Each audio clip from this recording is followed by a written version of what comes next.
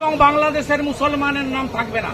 আমাদের এখানেও সব মুসলমান গ্রামে বাংলাদেশের মেয়েদের ফেসবুকে এই 5-6 বছরের মধ্যে পটিয়ে নিয়ে এসে বিয়ে করিয়েছে, করে ফলস আধারে পিক করে দিয়েছে। সব মুসলমান পাড়ায় পাবেন আপনি বাংলাদেশের মেয়ে বউ। বাংলাদেশের মুসলমান মেয়েদেরকে এনে বিয়ে করেছে ফেসবুকে পটিয়ে। কেউ ভিসা করে এসছে আর ফিরে যায়নি, আর অনেকেই ভিসা না করে মমতার দয়ায় বেড়া নেই খোলা 540 কিলোমিটার ঢোকাচ্ছে, শেষ করে দিচ্ছে। বিহারে যদি 50 লাখ বাদ যায়, এখানে 1,25,00,000 বাংলাদেশি মুসলমান আর রোহিঙ্গা বাদ যাবে।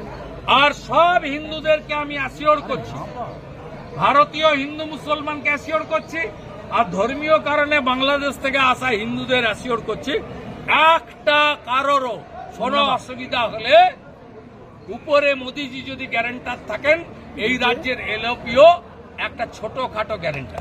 আজকে নজরুল মঞ্চে আজকে বিএলওদের ট্রেনিং হচ্ছে। আরে আপনি পূর্ব মেদিনীপুরে কি করেছে জানেন? প্রথম বিএলও লিস্ট পাল্টেছে পূর্ণেন্দু মাঝি, সভাধিপতিকে নিয়ে বসে। আমার কাছে পুরো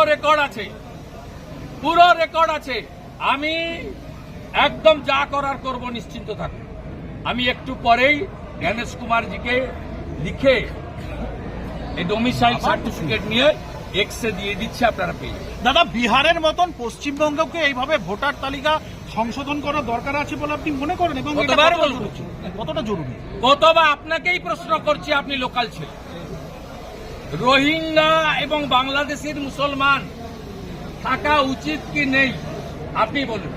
আপনি যদি ট্রু ভারতীয় হন, কার্গিল বিজয় দিবসে দাঁড়িয়ে বলুন এই অনুপ্রবেশকারীদের থাকা উচিত কি উচিত না।